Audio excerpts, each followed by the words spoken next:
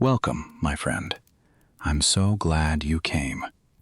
Let's share a calm and quiet moment together before we begin. Now imagine a handful of tiny islands hidden far across the ocean.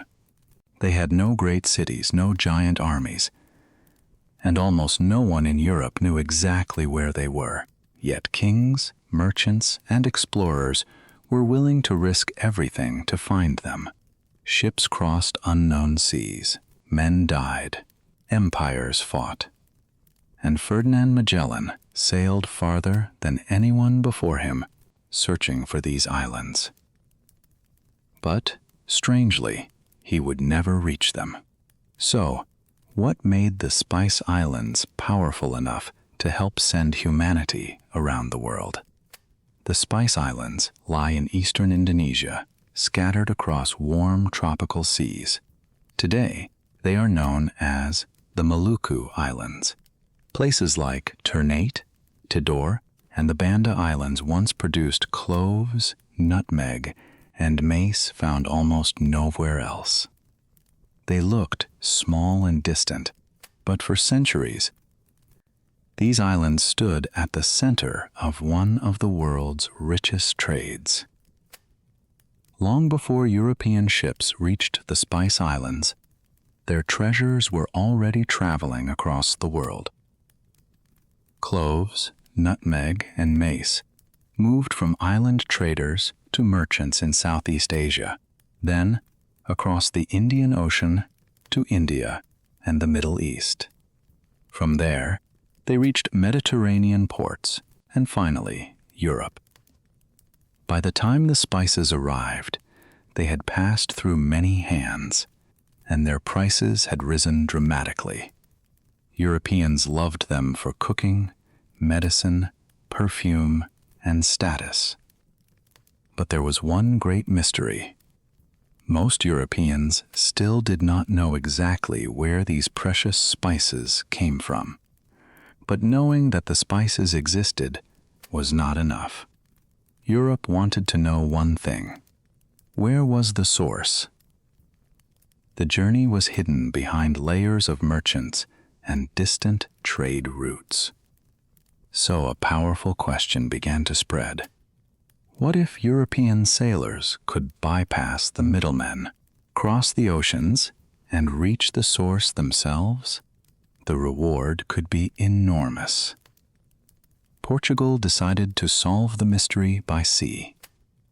Instead of sailing west, Portuguese explorers pushed south along the coast of Africa, searching for a route into the Indian Ocean. Step by step, they moved farther than Europeans had gone before. Eventually, Portuguese ships reached India, then continued toward Southeast Asia. After taking control of the important trading port of Malacca, they sailed even farther east. In 1512, Portuguese sailors finally reached the Spice Islands. For the first time, Europeans were no longer buying cloves and nutmeg from distant middlemen. They had reached the source itself. But Spain had a problem. Portugal had already opened the eastern sea route around Africa and was moving deeper into the spice trade. Spain needed another way to reach the same islands without following Portugal's path. Then a bold idea appeared. What if the Spice Islands could be reached by sailing west instead? It sounded almost impossible. Sailors would have to cross the Atlantic, find a passage through the Americas, and enter an unknown ocean beyond. One man believed it could be done. His name was Ferdinand Magellan, and his plan would soon push a small fleet toward the edge of the known world. Magellan believed Spain could reach the Spice Islands by sailing west. His plan was simple to explain, but terrifying to attempt. Cross the Atlantic, find a hidden passage through South America, then sail across an unknown ocean. He was not trying to circle the world. He was trying to find a new road to the spices and prove Portugal was not the only path east. In 1519, Magellan left Spain with 5 ships and around 270 men. The journey quickly became a nightmare. They faced storms, freezing weather, hunger, and even mutiny. But Magellan kept pushing south along the coast of South America. Then, after months of searching, his fleet found a narrow passage through the continent. Today we call it the Strait of Magellan. Beyond it lay a vast ocean that seemed calm and peaceful. Magellan named it the Pacific. He had found the western route he dreamed of. But the hardest part of the journey was still ahead. After crossing the vast Pacific, Magellan's exhausted fleet finally reached the Philippines in 1521. The Spice Islands were now closer than ever. After years of planning, storms, hunger, and death, the goal seemed almost within reach. But Magellan became involved in a local conflict. He had crossed an ocean to find the spices. Yet he was about to make a decision that would stop him just before reaching them. On April 27th, 1521, Ferdinand Magellan was killed in the Battle of Mactan in the Philippines. After crossing the Atlantic, finding a passage through South America, and surviving the enormous Pacific, he died before reaching the Spice Islands he had searched for. It was a shocking end. The man who had pushed the expedition farther than anyone expected would never see its final destination. But the story was not over. His surviving sailors still had ships, a mission, and one goal ahead of them: reach the Spice Islands. The question was simple. Without Magellan, could they finish what he had started? Magellan was gone, but the expedition did not end. His surviving sailors gathered what strength they had left and continued south through the islands. They had lost their leader, many friends, and much of their fleet, but one goal remained unchanged: the Spice Islands. The man who dreamed of reaching them was dead, but his dream was still sailing forward. Months after Magellan's death, the surviving expedition finally reached Tidore in the Spice Islands in November 1521. At last, the long search was over. The sailors had crossed oceans, lost ships, endured hunger, and buried their leader. But now they stood beside the very islands that had inspired the journey. Tidore was already a rich trading center, filled with the cloves Europeans valued so highly. For the exhausted crew, this was more than another stop. It was the destination they had risked everything to find. Magellan never saw it, but his expedition had finally reached the source of the spices. Tidore was not an empty island waiting to be discovered. It was already part of a powerful local sultanate with rulers, traders, alliances, and long connections across the region. Nearby Ternate was its great rival. So, when Europeans arrived, they were not entering an untouched world. They were stepping into an old political struggle. And soon, Spain and Portugal would choose different sides. Portugal had already built strong ties with Ternate, while the survivors of Magellan's expedition found support in Tidore. Suddenly, an old rivalry between two island kingdoms became connected to a much larger struggle between two European empires. Portugal wanted to protect its position in the spice trade. Spain wanted access of its own. Local rulers, meanwhile, tried to use these powerful newcomers to strengthen their own side. The result was dangerous. European weapons, local politics, and valuable spices were now mixed together. Two small islands had become pieces in a contest stretching all the way back to Europe. At Tidore, the surviving sailors finally loaded their ships with the treasure they had crossed the world to find. Cloves. The holds filled with sacks of valuable spice, and for a moment, the terrible journey seemed worth it. But reaching the Spice Islands was only half the challenge. Now they had to get home, and the ocean between them and Spain was still enormous. Two ships were prepared to leave the Spice Islands, Trinidad and Victoria, but their futures would be completely different. Trinidad developed serious problems and had to remain behind for repairs. Victoria, under Juan Sebastián Elcano, could not wait. On December 21, 1521, it left Tidore loaded with cloves and sailed west across the Indian Ocean. Elcano chose a dangerous route home, avoiding Portuguese-controlled waters whenever possible. Trinidad would later fall into Portuguese hands. Victoria, however, kept moving, and with every mile west, the survivors were unknowingly closing the circle of the first voyage around the world. The voyage had never begun as a plan to circle the earth. Its true goal was the Spice Islands. But after reaching them, Elcano sailed west toward Spain instead of returning across the Pacific. If Victoria could survive the Indian Ocean, pass around Africa, and reach Spain, the sailors would do something no expedition had ever done before.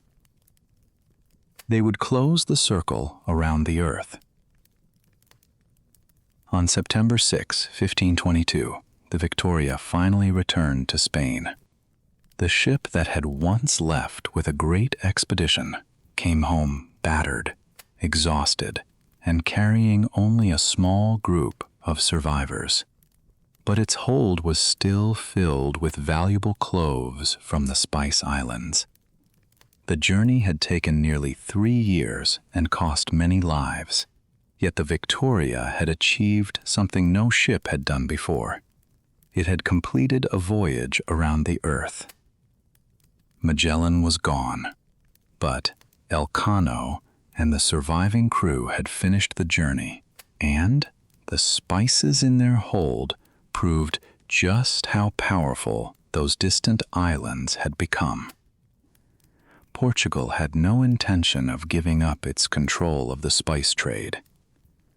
While Victoria escaped west toward Spain, Trinidad tried to leave by another route, but failed. Damaged and exhausted, the ship eventually fell into Portuguese hands. Its crew was captured, and many never returned home. The race for the Spice Islands was no longer only about exploration. It had become a struggle for power. Portugal and Spain would not control the spice trade forever. By the late 16th and early 17th centuries, two new rivals were sailing east, the Dutch and the English. Both wanted direct access to cloves, nutmeg, and other valuable spices. But the Dutch came with a bigger ambition. They did not simply want to buy spices. They wanted to control where they were grown, who could sell them, and how much they would cost. Soon, the struggle for the Spice Islands would become even more violent, and one tiny group of islands would become the center of a brutal fight for monopoly. Farther south lay the Banda Islands, small volcanic islands with something the world desperately wanted: nutmeg. For centuries, Banda was the heart of the global nutmeg trade.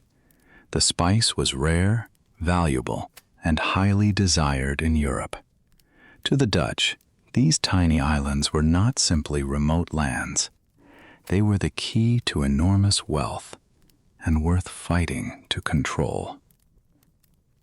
The Dutch wanted more than a place in the spice trade. They wanted control. Through the Dutch East India Company, they tried to decide who could grow nutmeg, who could sell it, and where it could be shipped. Their goal was simple: monopoly. If they controlled the supply, they could control the price. But the people of Banda had traded freely for generations and did not want to surrender that freedom. Tension grew quickly. What began as business turned into pressure, threats, and violence. And when the Dutch could not secure the monopoly they wanted through trade, they chose a much darker path. In 1621, the struggle for nutmeg turned brutal. Dutch forces attacked the Banda Islands, killing, removing, and enslaving much of the local population. The goal was not simply conquest. It was control of the spice supply. Europe enjoyed the sweet smell of nutmeg, but in Banda, that same spice had become connected to fear, violence, and the destruction of an old island society. One tiny island still stood in the way of Dutch control: Run. It was small, remote, and easy to miss on a map, but it grew valuable nutmeg. More importantly, the English had established a presence there. As long as Run remained outside Dutch control, their dream of a complete nutmeg monopoly was incomplete. So this little island became the center of a much larger struggle between two European powers. Soldiers fought, ships arrived, and fortunes depended on it. And soon, this tiny island would become connected to another place thousands of kilometers away, a place that would one day become far more famous than Run itself. That distant place was Manhattan. Yes, the future heart of New York City. Run was tiny, tropical, and filled with nutmeg. Manhattan lay on the other side of the world, with no spices and no obvious connection to these islands. Yet somehow these two places would become linked by war, empire, and one extraordinary agreement. How could a forgotten island in Indonesia become connected to the future heart of New York City? The answer is stranger than it sounds. In 1667, England and the Dutch Republic ended their war with the Treaty of Breda. The agreement confirmed Dutch control of Run, while England kept New Netherland, including Manhattan. It was not a simple one-for-one trade, but the result created one of history's strangest contrasts. The Dutch secured a tiny island rich in nutmeg. The English kept a distant settlement that would one day become New York City.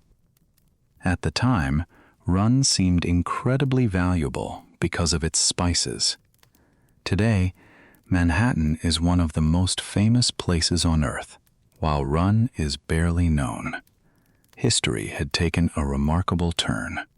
The Dutch had spent decades fighting to control islands, ships, ports, and nutmeg.